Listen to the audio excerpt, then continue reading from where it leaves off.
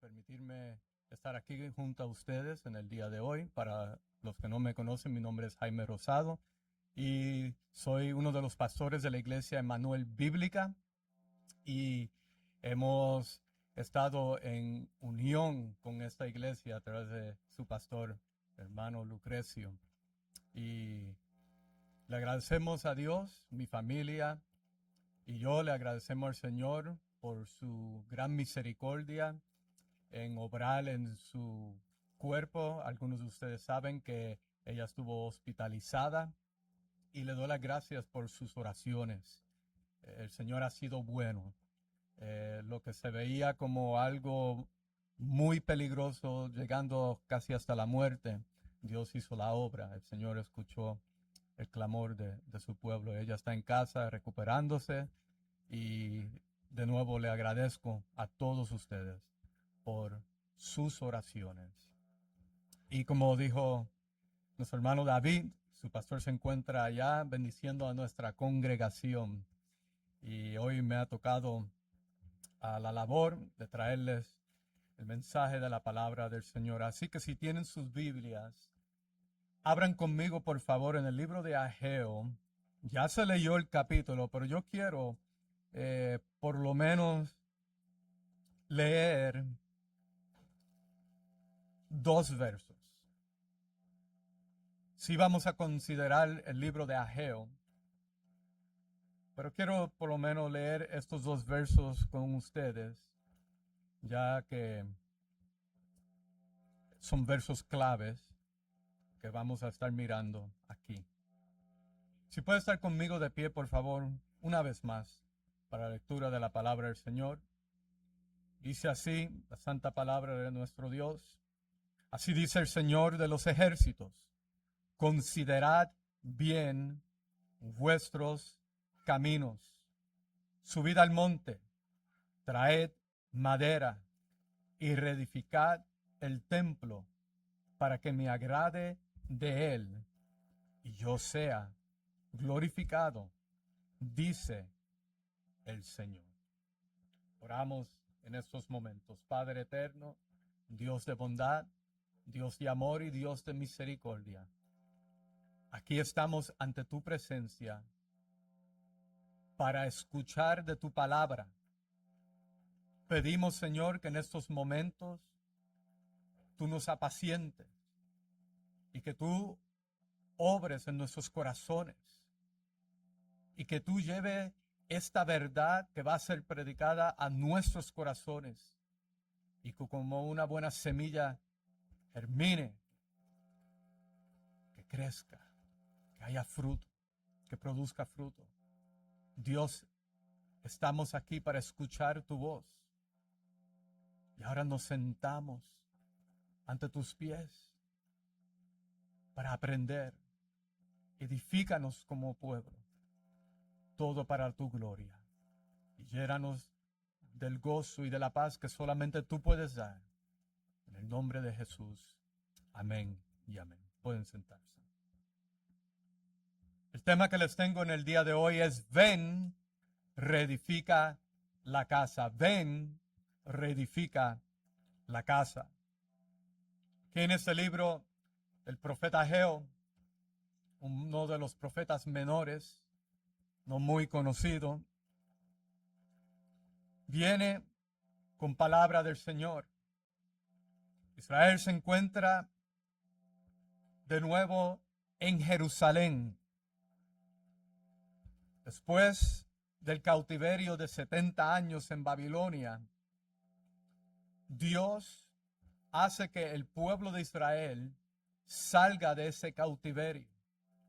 Si ustedes se recuerdan un poco de la historia de Israel, a causa del pecado, a causa de la maldad, a causa de adorar a dioses falsos, Dios le amonestó, le trajo profetas para que ellos abandonaran vida de pecado, pero muchos desobedecieron. El reino del norte, las 10 tribus de Israel fueron los primeros en ser llevados al cautiverio por el imperio de Asiria.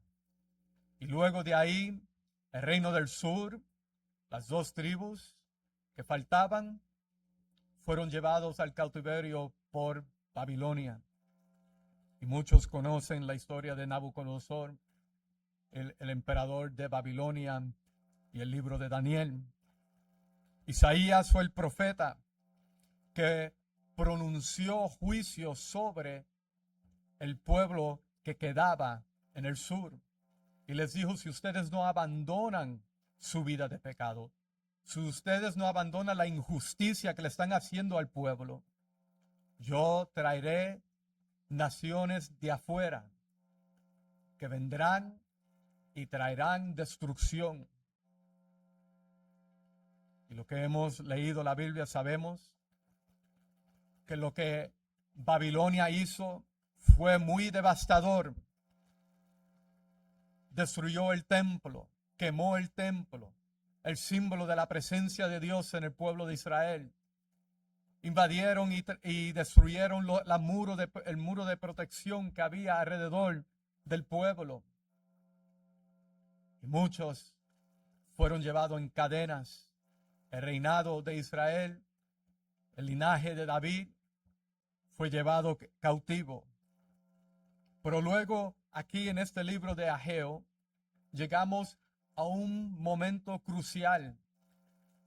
70 años han pasado de ese evento, de ese cautiverio. Y lo que aún anunció Isaías en los capítulos finales, que Dios traería de nuevo a su pueblo, se estaba cumpliendo aquí, en este pasaje que estamos mirando en el día de hoy. Dios levantó a un hombre llamado Ciro, que para este entonces los babilónicos fueron destruidos por los persas. El imperio de Persia ahora estaba en pie, reinando y dominando al mundo. Y Dios levanta a un rey, Ciro, que la Biblia dice que fue su siervo. Y Dios hace algo en este hombre pagano que torna su corazón a no ser un emperador malvado en el sentido que era cruel con el pueblo, sino que fue muy benevolente. Él hizo que todos aquellos pueblos que fueron invadidos, que fueron llevados cautivos, regresaran de nuevo a sus ciudades y que reedificaran sus templos a sus dioses. Ciro era un pagano, él creía en muchos dioses. Y esta oferta que le hace Ciro a los pueblos de que fueran de regreso a sus lugares, era con el propósito de que los dioses de ellos le bendijeran. Con el propósito que los dioses de ellos le ayudara a mantenerse rey o emperador de Persia. Y entre los pueblos de ellos estaba el pueblo de Israel, que regresó de nuevo a Jerusalén. Entonces había gran regocijo en el pueblo y gran esperanza, porque al parecer todas las profecías de Isaías, de Ezequiel, están por cumplirse. Es más, el Mesías ahora es esperado con gran entusiasmo, porque los que leyeron las profecías de Isaías sabían que Dios prometió a uno del linaje de David, a un rey, a un Mesías que vendría a tomar posesión de su pueblo de nuevo. Pero al pasar los años después que regresaron a Jerusalén, Israel se encuentra con muchos problemas. Los samaritanos que habían poblado esa tierra de Israel mientras Israel se encontraba en Babilonia, los samaritanos eran un grupo mixto de gentiles y judíos que quedaron tras la devastación y todo lo que los babilónicos hicieron allí.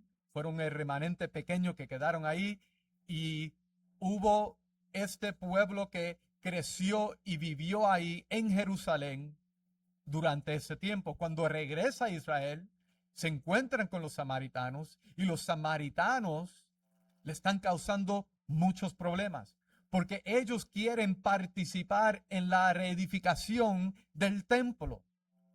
Ellos quieren ser partícipes porque vieron provecho, vieron que el imperio de Persia estaba contribuyendo, le estaba ayudando a los israelitas. Y vieron los bienes, que ellos regresaron con muchos bienes. Pero al pasar los años, Ciro muere y llega un momento cuando el próximo emperador no es muy agradable y él sube los impuestos y se le hace muy dificultoso reedificar el templo. Con el problema con los samaritanos y ahora el nuevo emperador, todo estaba causándole dolor. Y en ese entonces Israel ve toda la dificultad y se siente indefenso. No tienen el templo. Aún el muro de la ciudad no ha sido completamente reedificado. Es un trabajo difícil que lleva que llevará muchos años para llevarse a cabo. Y ellos ven todo lo dificultoso que es y comienzan a quejarse, comienzan a desalentarse, pierden la fe, el gozo, todo lo que sintieron cuando iban de regreso a Jerusalén, ahora ya no es.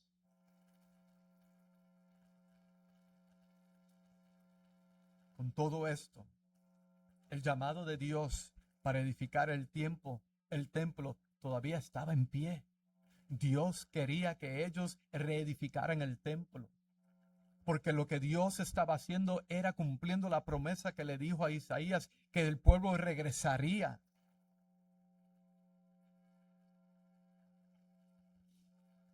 Dios llama a su pueblo. Y aún en medio de los problemas, aún en medio del desaliento, Él quiere que le seamos fiel. Él quiere que sigamos hacia adelante. Él quiere que luchemos por el gozo en Él. El pueblo está lleno de apatía y comienza a enfocarse en sus propios hogares más que en la casa de Jehová, más que en la labor de reedificar el templo. En este pasaje existe un gran llamado hacia la obediencia y hacia la adoración completa a Dios. Dios siempre ha buscado a verdaderos adoradores que le adoren en espíritu y en verdad. Dios siempre ha buscado a un pueblo que le sea fiel, pero no en su propia fuerza, sino en las fuerzas que Dios va a dar para que continúen siendo fieles. Nosotros, por nosotros mismos, no podemos agradarle a Dios. Necesitamos la ayuda de nuestro gran Salvador, pues sin Él nada somos. Y Él provee todo lo que necesitamos para que le seamos fiel, para que seamos luz en medio de las tinieblas. El libro de Pedro nos anuncia y nos dice que todo lo que es necesario para vivir, Dios nos los da. Y este Señor Todopoderoso está llamando a su pueblo a que cumplieran este llamado a reedificar el templo, que obedecieran, que adoraran a Dios, que regresaran de nuevo a sentir el gozo que Dios le había dado cuando ellos salieron de Babilonia hacia Jerusalén. En este capítulo que hemos leído, vamos a ver tres cosas que son muy importantes para el pueblo de Dios en aquel entonces y que podemos ver que también son importantes para nosotros en el día de hoy. Número 1, vamos a ver el celo de Dios hacia su pueblo. El celo de Dios hacia su pueblo. Número 2, los mandatos de Dios para su pueblo. Los mandatos de Dios para su pueblo. Y número 3, la promesa de Dios para el pueblo. La promesa de Dios para el pueblo. Miramos entonces el punto número 1. El celo de Dios hacia su pueblo. La Biblia establece que Dios es celoso. Libro de Éxodo, capítulo 34, verso 14, se nos dice que Dios mismo usa la palabra celoso como un título a su nombre. En otras palabras, que nosotros le podemos llamar a Dios Yahweh, Adonai y también celoso. Le podemos llamar el proveedor, Jehová Jireh. Tantos nombres que podemos usar para hablar de Dios, que describen a Dios. Y en Éxodo capítulo 34, verso 14 dice así: pues no adorarás a ninguno otro Dios, ya que el Señor, cuyo nombre es celoso, es Dios celoso.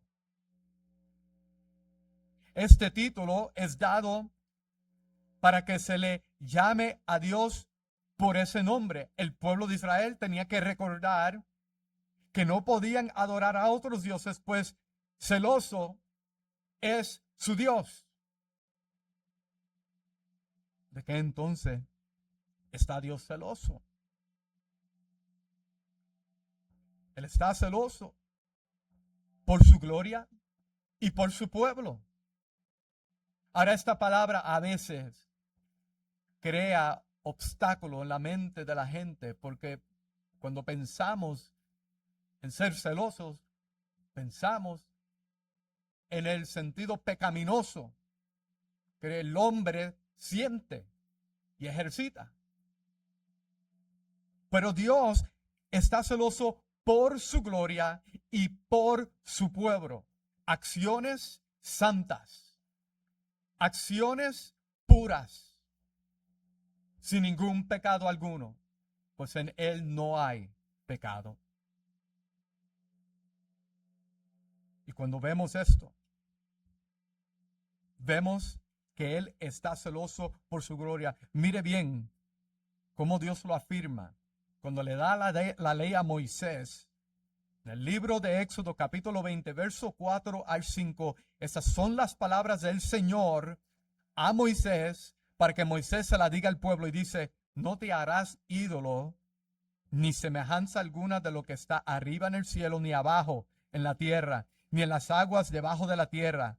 No los adorarás ni los servirás, porque yo, el Señor tu Dios, soy Dios celoso, que castigo la iniquidad de los padres sobre los hijos hasta la tercera y cuarta generación de los que me aborrecen.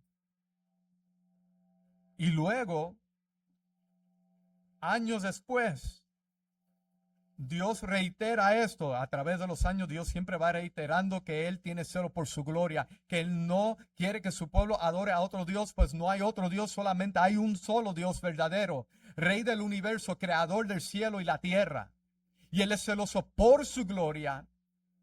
Y Él dice en el libro de Isaías, capítulo 48, verso 11, por amor mío lo haré, porque ¿cómo podría ser profanado mi nombre, mi gloria? Pues no la daré a otro.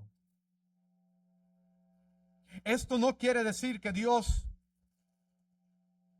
eso nos quiere decir que Dios hace bien en proteger, honrar y valorar quien Él es. El celo de Dios es tal que Él está protegiendo, honrando y valorando quien Él es. El celo de Dios es motivado por su amor hacia nosotros, no es motivado por la falta de algo. Observe bien que el celo de Dios no es motivado por falta de algo. Dios es dueño de todo. Él no necesita nada. Él no está celoso porque le falta algo. Nosotros, cuando pecamos con el ser celoso es porque codiciamos lo que no tenemos, lo que nosotros creemos que nos falta, y lo deseamos y lo deseamos y lo queremos tanto que codiciamos y convertimos esas cosas en ídolos, pues vamos fuerte tras ello sin importar si Dios quiere que lo tengamos o no. Pero en cambio Dios es celoso en mantener firme su gloria, la cual Él posee. Es de Él, es su gloria. Él no está deficiente de nada, ni desea obtener nada, pues todo es Él. En ese libro de Ageo, fue el Señor mismo que anima al pueblo y le dice: yo soy el dueño del oro y de la plata. Mío es el oro y la plata. ¿Qué necesidad tengo yo de que me sirvan? Dice Pablo en el libro de Romanos. Entonces, Dios tiene celo por su gloria. Segundo, Dios es celoso por su pueblo. Por su pueblo. Y así lo afirma la palabra del Señor cuando por la voz del profeta Zacarías, en Zacarías 1:14, dice: así dice el Señor de los ejércitos, estoy celoso en gran manera por Jerusalén y por Sión. Dios es celoso por su pueblo. Y este celo por su pueblo no es porque tiene miedo de perderlo, observe, sino que como pertenece a Él, Él tiene que cuidar y proteger a su amado pueblo.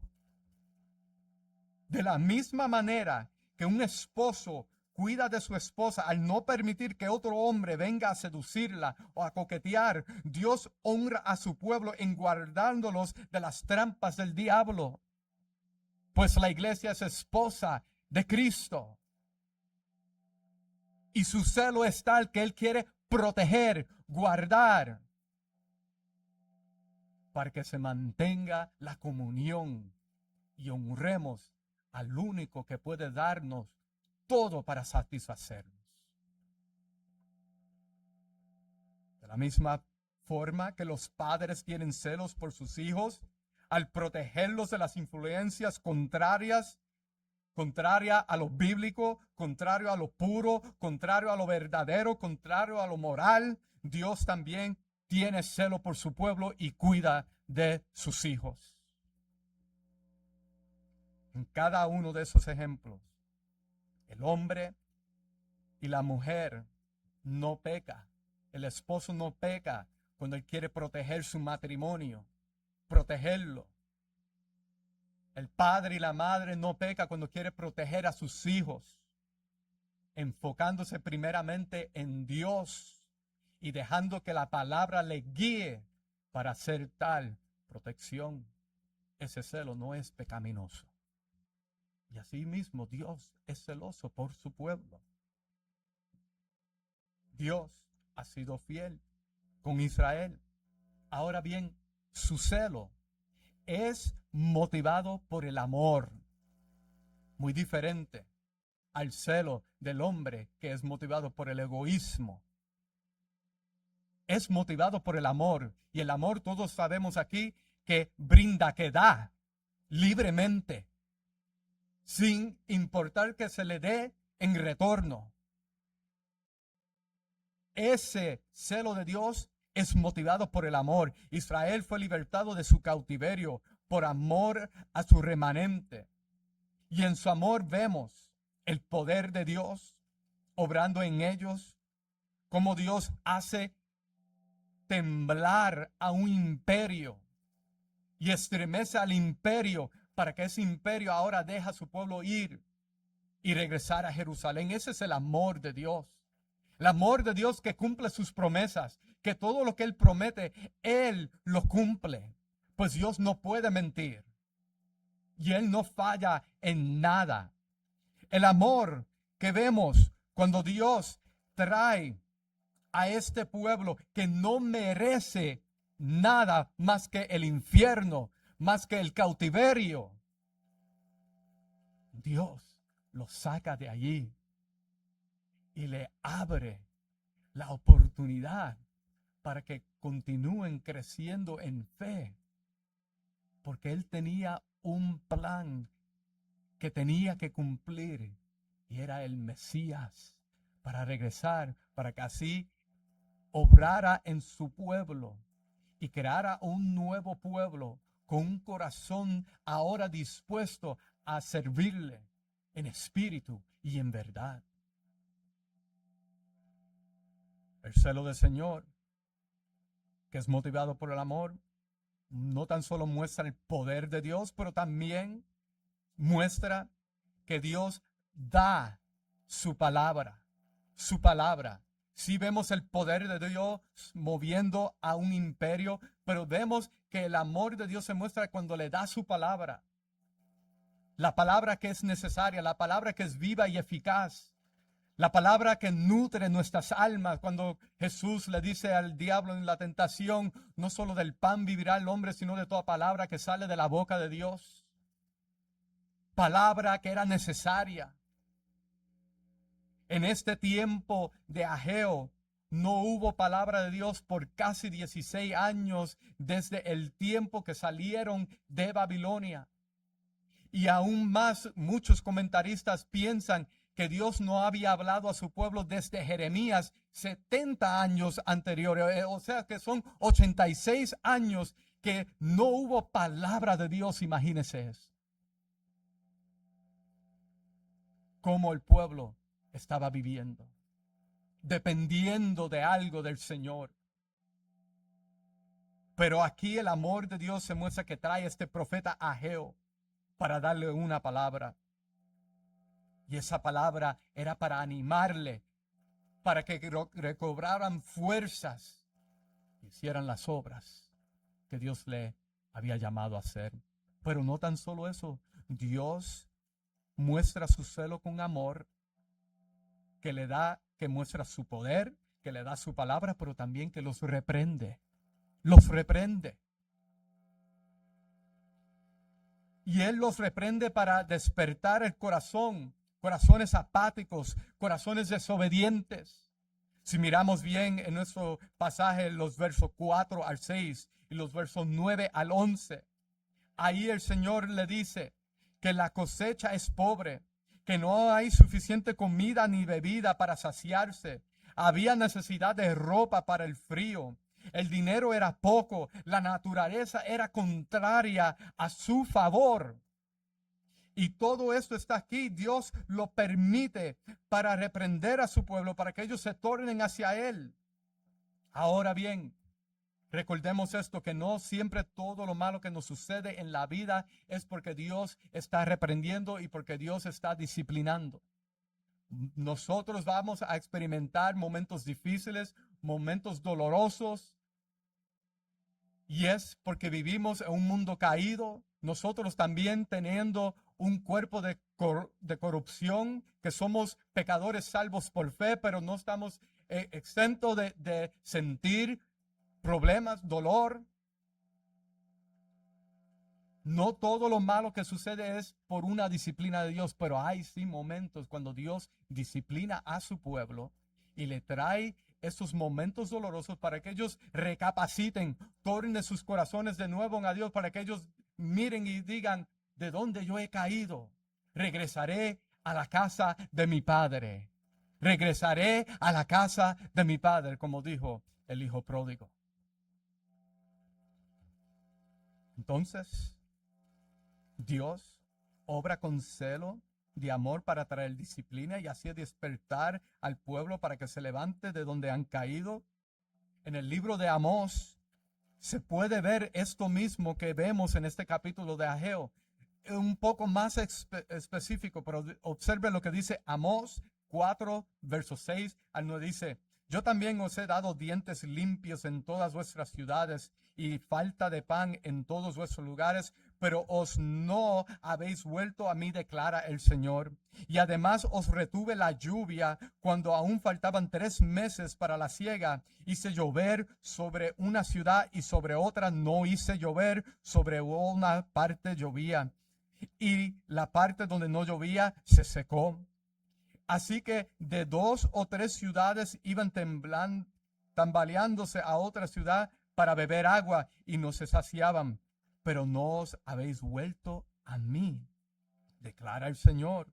Os herí con viento abrasador y con añublo, y la oruga ha devorado vuestros muchos huertos y viñedos, vuestras higueras y vuestros olivos, pero no os habéis vuelto a mí, declara el Señor. Aquí está diciendo que Dios permitió eso. ¿Para qué? Para que ellos retornaran hacia Él, para que regresaran a Él. Y la desobediencia fue tal de Israel que ellos no regresaron a Dios, a un Dios trayendo esta disciplina y esta reprensión. Pero aquí en Ageo hay algo diferente.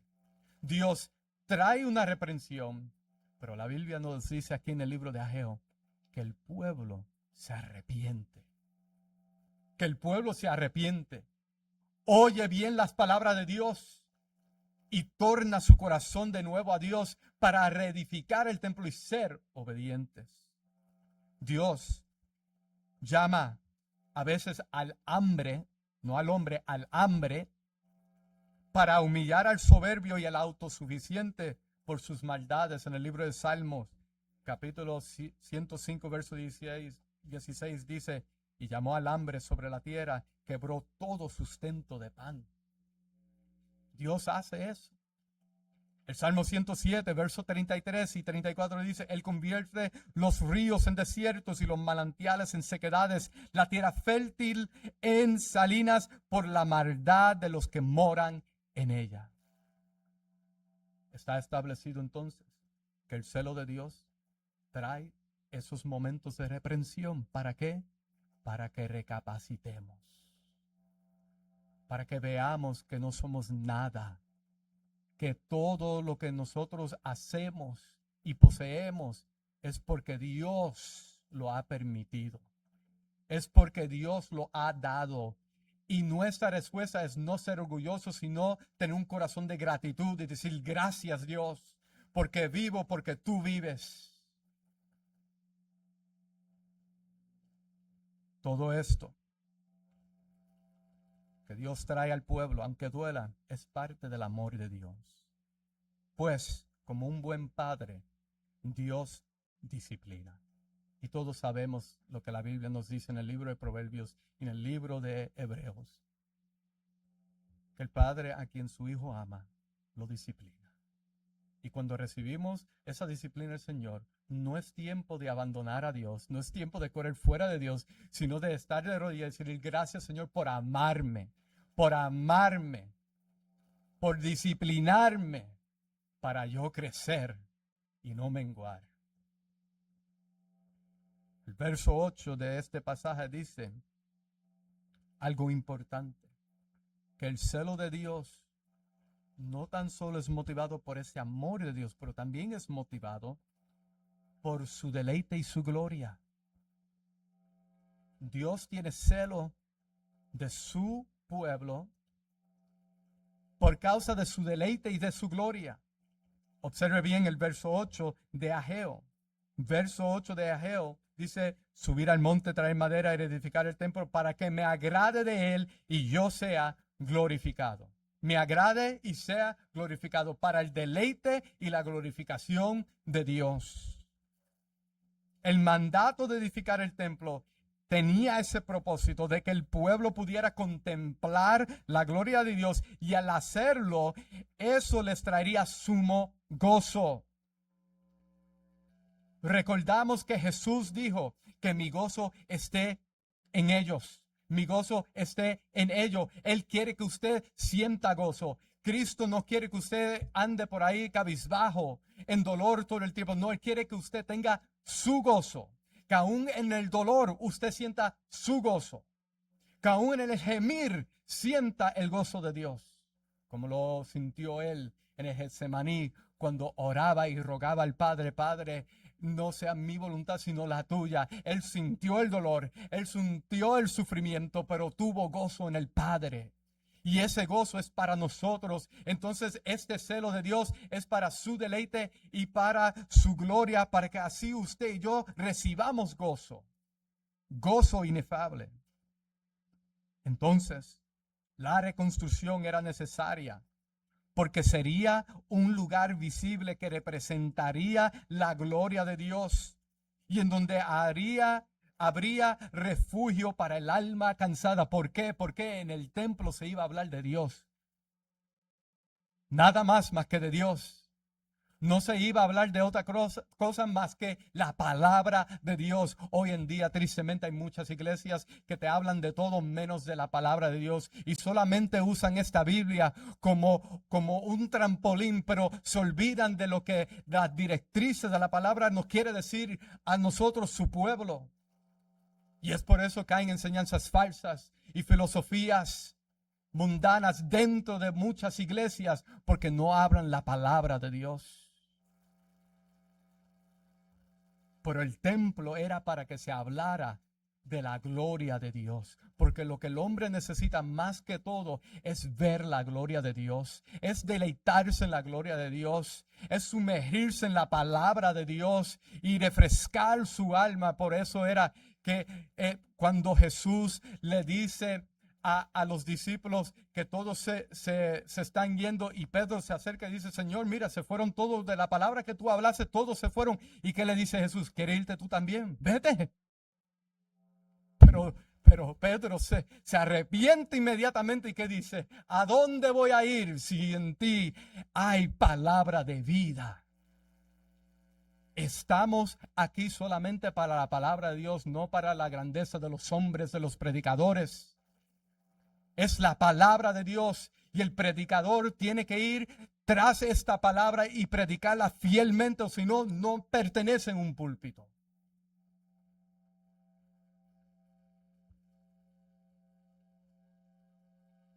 Entonces, la gloria de Dios es el motivo. Y hay varias razones por esto. De nuevo, para que Dios sea alabado y glorificado. El templo representa donde la presencia de Dios moraba. Eso era la representación del templo. Dios manda que se construya para estar en medio de su pueblo. Es su deseo y su deleite habitar con su pueblo. Ese es el deleite de Dios. Él quiere habitar con su pueblo. Su pueblo que la había abandonado. Su pueblo que se convirtió en rebelde. Él va tras el hombre, Él va tras su pueblo, pues Él quiere habitar con su pueblo para que haya comunión.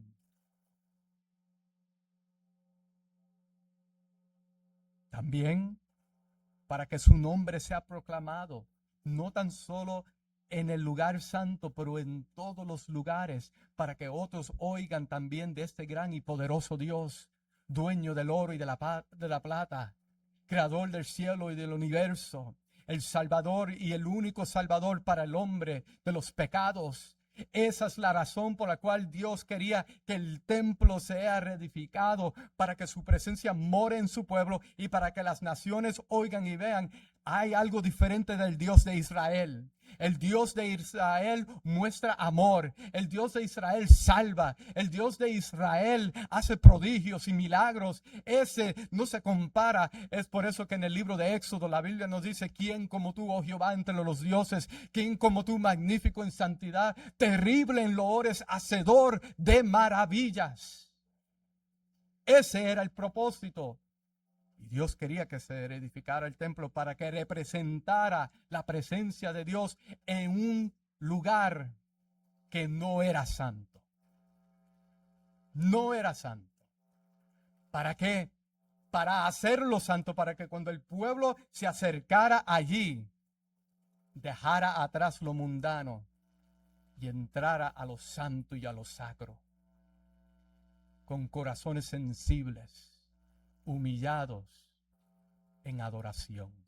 Cuando usted y yo nos acercamos a este lugar, nosotros estamos dejando atrás todo lo mundano, todo aquello que nos ataca, todo aquello lo que nos predica mal, todo aquello que va en contra del evangelio. Dejamos todo eso y nos llegamos aquí y sentimos la paz de Dios, porque aquí está la presencia de Dios, y la paz de Dios que llena nuestros corazones nos hace levantar adoración al Señor. Nos hace, aunque es difícil, a veces llegamos con problemas, llegamos con situaciones difíciles, llegamos con enfermedades, pero al ver la gloria de Dios y a sentir esa paz, no podemos hacer nada más que adorarle.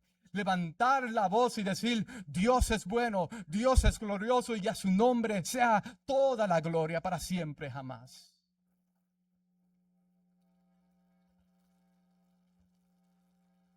El libro de Ezequiel, capítulo 37, verso 28 nos dice: y las naciones sabrán que yo, el Señor, santifico a Israel cuando mi santuario esté en medio de ellos para siempre, para siempre.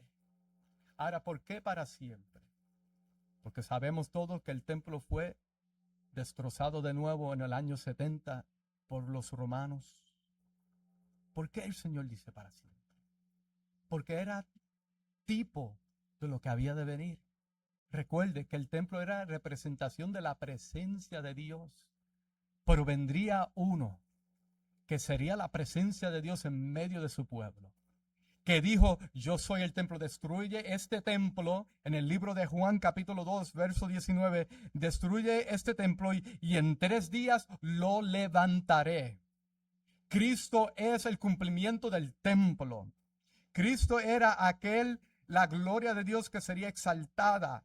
Y Jesús es nuestro fundamento y nuestra piedra angular de un templo santo, hechos de piedras vivientes. La iglesia, para ser un templo santo, el Señor, como dice Efesios 2:21 y 1 Pedro 2:5, nos dice que seríamos una casa espiritual para un sacerdocio santo, para ofrecer sacrificios espirituales aceptables a Dios. ¿Por medio de quién? Por medio de Jesucristo. El templo, la presencia de Dios en su pueblo. Esa era la razón. Y Dios cumple eso. Y sabemos bien que para que su presencia sea de agrado a su pueblo, Él tenía que llevar a cabo este mandato.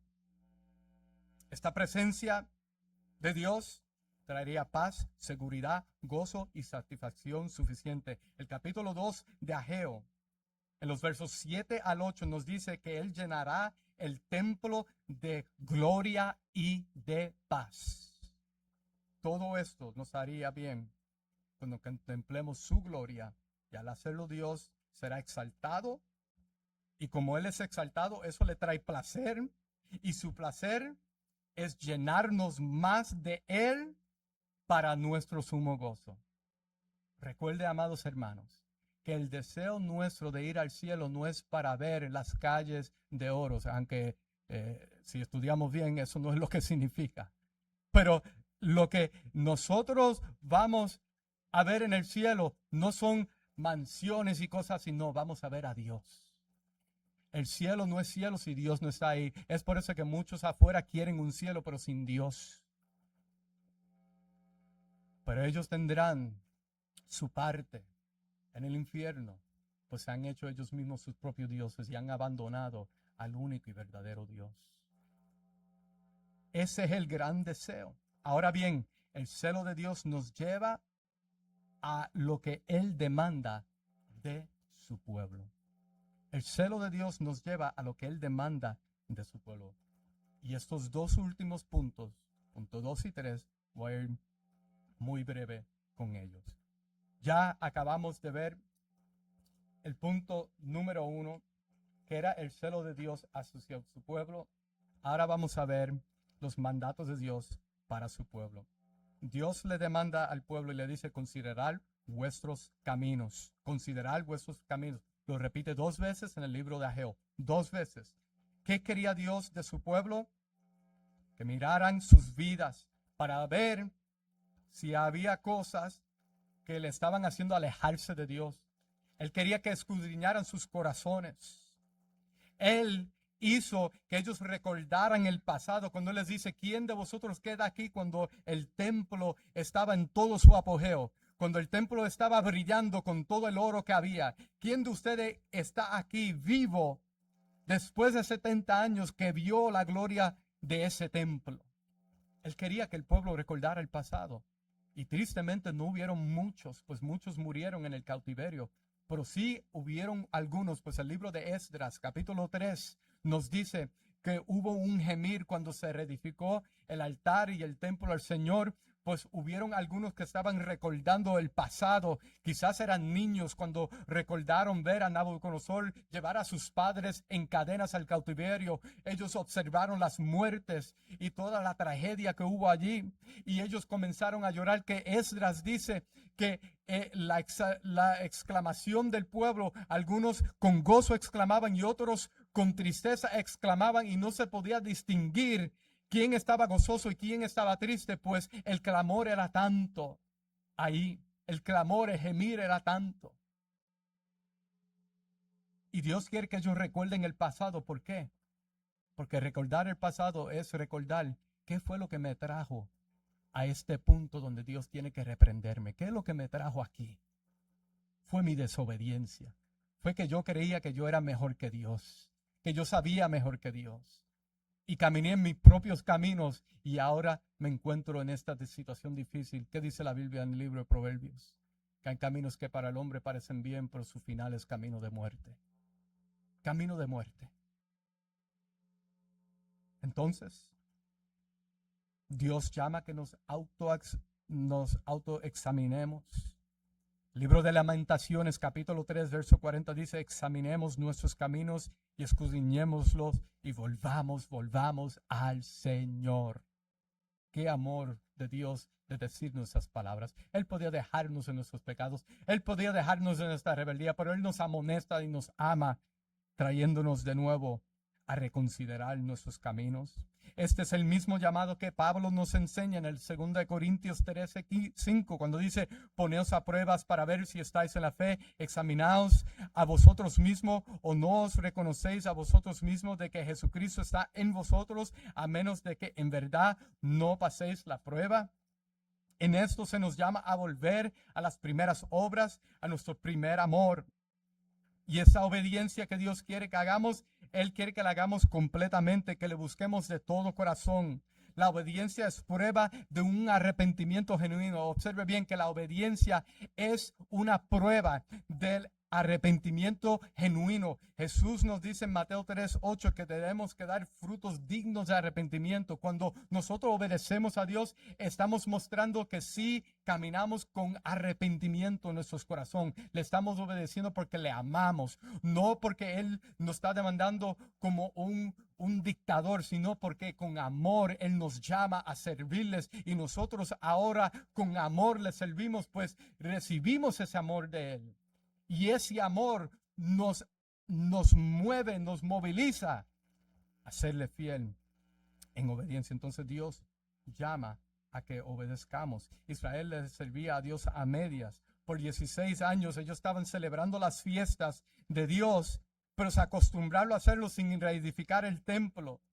Y eso se convirtieron en negligentes. Y amados hermanos, nosotros a veces en situaciones difíciles de nuestras vidas podemos venir a este templo y cantar y alabar, pero nuestro corazón no está de lleno en todo eso, y somos negligentes y no estamos siéndole fiel a Dios.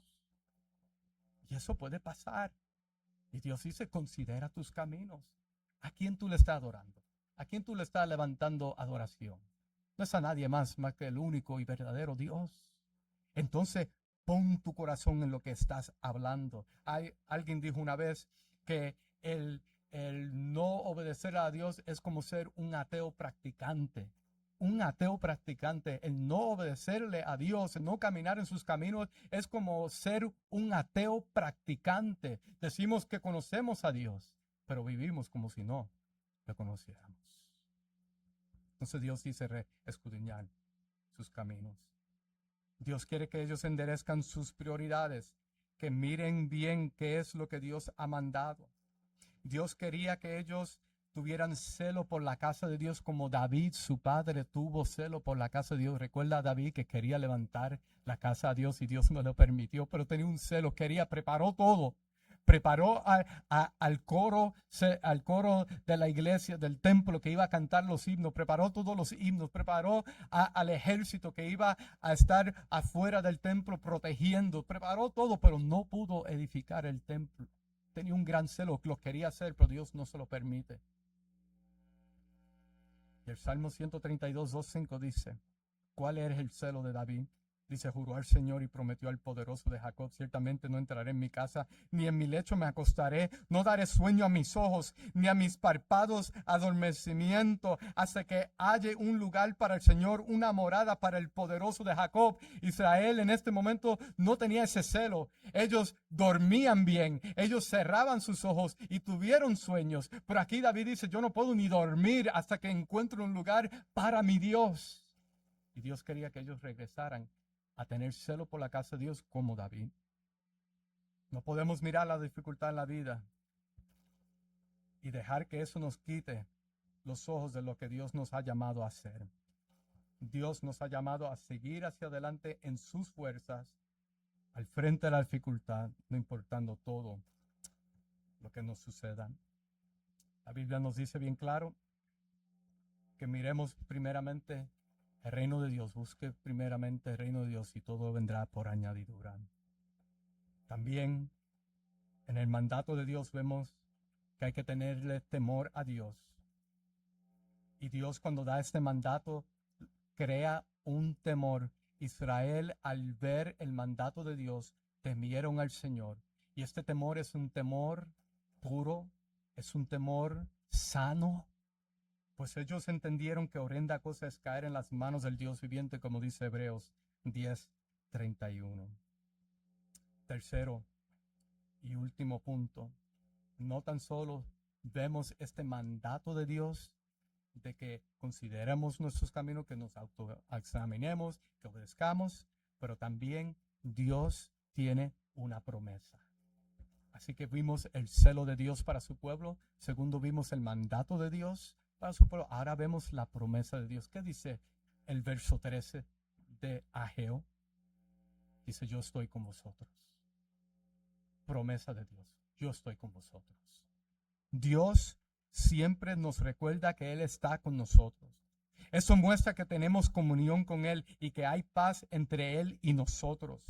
Al escuchar Israel tales palabras, se llenaron de ánimo el corazón de ellos y sintieron ese amor de Dios. No tan solo sintieron el amor de Dios, sino también sintieron el gozo del Señor.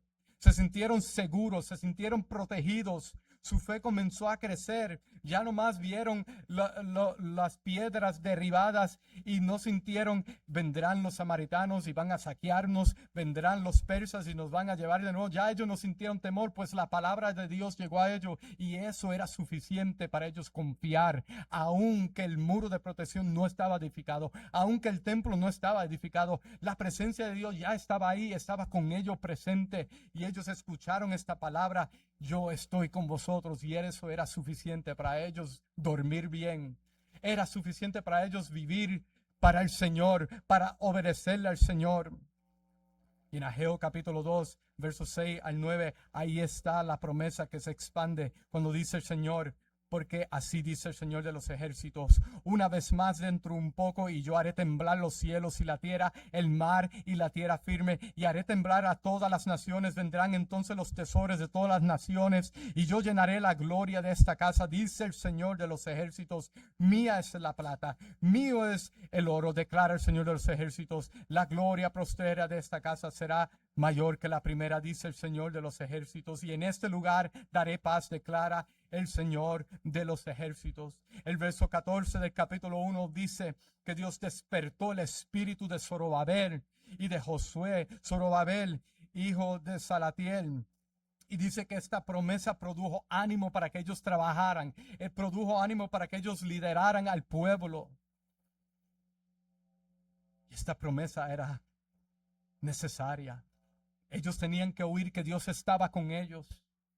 De igual manera, cuando Jesús le dice a sus discípulos, vayan y prediquen el evangelio, los discípulos se sintieron solos, pues Jesús se iba a ir. Pero Jesús le dice, vayan y esperen por la promesa, no los voy a dejar solo. Yo estaré con vosotros hasta el fin del mundo. Y eso le dio ánimo y eso lo ayudó a expandir el evangelio a todas las naciones y enfrentaron la muerte conociendo que Dios estaba con ellos, aún en la muerte. Por eso es que Pablo dice, si vivimos, para Él vivimos, y si morimos, para para Él morimos, sea que vivamos o muramos, somos del Señor. ¿Por qué? Porque Dios está con nosotros. Él ha prometido que nunca nos dejará, nunca nos abandonará. Iglesia, usted y yo podemos serle fiel a Dios y podemos reedificar esta casa siéndole fiel a Dios, pues Dios tiene un celo para usted y para mí, que Él nos ama, que Él obra con amor para ayudarle, para edificarle, y que Él está haciendo todo para su gloria y para su sumo gozo. Y Él ha prometido esto. Ahora bien, amados hermanos, esto es muy importante para el pueblo de escuchar. Porque como dije, cuando el pueblo estaba en Babilonia, todo se veía como que las promesas de Dios no se iban a cumplir. No se iban a cumplir. El libro de Jeremías capítulo 22 nos dice que el rey Joaquín era como un anillo en la mano del Señor y que Dios se lo iba a quitar. Y que lo iba a tirar fuera como un rechazo. Pero aquí en el libro de Ageo, cuando usted lee el capítulo 2, dice que Zorobabel sería como anillo en la mano de Dios. ¿Por qué?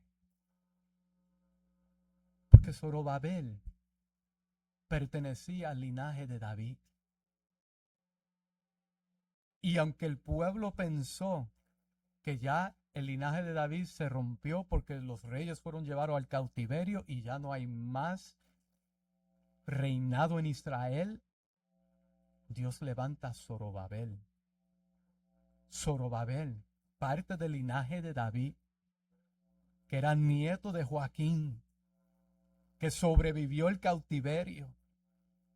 Y aunque Israel jamás revivió el momento cuando tuvo un reinado en Israel, el linaje se mantuvo ahí, que la Biblia nos dice en el libro de Mateo y en el libro de Lucas, que Zorobabel es parte de la genealogía del linaje de Cristo, que Cristo viene de ahí. Y Dios diciéndole a Zorobabel, tú serás como mi anillo, es Dios dándole la promesa, yo estoy con vosotros, yo voy a cumplir mis promesas, yo voy a hacer exactamente lo que dije que iba a hacer, ser fiel, levantad ánimo, suban al monte y tomen madera y reedifiquen la casa otra vez. Y amados hermanos, esto para nosotros es de sumo gozo, pues estamos hablando de un Dios todopoderoso que está aquí en medio de su pueblo. Dios sigue edificando a su iglesia y a su pueblo hoy. Observe, usted es parte de la obra de Dios y aquí en esta iglesia usted está llamado a reedificar la casa. ¿Cómo? Con sus talentos, con sus oraciones, con sus fuerzas, unidos, juntos, en armonías, creyendo en el único Salvador, Jesucristo, que Él es el Salvador de toda la tierra. Es creyendo en el Evangelio y viviendo el Evangelio para que sus matrimonios sean fructíferos, para que sus vidas como padres de relación entre padre e hijo sean fructíferos. Es viviendo el Evangelio día tras día y Cristo vino para hacer eso en nosotros, para que Él more en nosotros a través del Espíritu Santo y así usted y yo reedifiquemos este lugar. Oh, amados hermanos, propongan su corazón edificar esta iglesia. ¿Cómo lo harás? Orando. Ore los unos por los otros, ore por su pastor. Que Dios le dé sabiduría, que Dios les dé fuerza, que Dios lo unja para predicar la palabra día tras día, que Dios lo mantenga fiel, que el diablo no lo destruya ni a su familia. Ore. Cada sábado antes de llegar aquí, tírese de rodillas, ore por el servicio, ore que Dios muestre su gloria en los cánticos, en la escuela bíblica, en la predicación, ore al Señor. Tome tiempo para ayunar, ayune, sepárese para Dios y busque de Dios y diga voy a dejar un lado la comida y tengo hambre de Dios, quiero más de Dios. ¿Cómo usted lo puede hacer? Evangelice. usted pierda el temor, diga, Señor, tengo temor de hablar de ti, pero quítame este miedo y ayúdame a hablar la verdad a los que no te conocen y trae a mi camino a aquellos que no te conocen para poder hablarles. ¿Cómo usted puede edificar esta iglesia? Vivir en comunidad, visítesen, cocínesen los unos a los otros, oren los unos a los otros, vayan, tengan confianza los unos con los otros, que usted pueda confesar sus pecados, decir, yo hago esto con mi esposa a veces y no la trato bien, ora por mí para que yo sea un mejor esposo. O con sabiduría usted va a explicar todas esas cosas. Sabemos bien que no todo se va a divulgar, pero con sabiduría confesamos nuestros pecados los unos a los otros. ¿Para qué? Para crecer, para edificarnos. Pues Dios nos ha llamado a edificar el templo, la casa de Dios. Y nosotros somos la casa de Dios. Y de la única manera que esto se hará es con la palabra de Dios. Con la palabra de Dios. ¿Y qué Dios le ha dado a usted? La palabra de Dios para que usted haga la obra de ministerio. El púlpito existe, dice Pablo en el libro de Efesios, que el púlpito existe para educarles, para que ustedes hagan la obra de ministerio. De ministerio de amarse los unos a los otros, confesar los pecados los unos a los otros, orar los unos por los otros y crear un ambiente donde pueden hablar cosas espirituales los unos con los otros. Hagan amistades aquí y eso les va a ayudar a crecer como iglesia. Y cuando la gente de allá afuera entre y vean este lugar, vean que hay amor, que hay hermandad, pero sobre todo que hay una adoración al único y poderoso Salvador Jesucristo. Iglesia de Dios, ven y reedifica la casa. Eterno Salvador y Padre Celestial, hasta aquí, oh Dios, tú me has ayudado. Y espero, Señor eterno, cualquier cosa que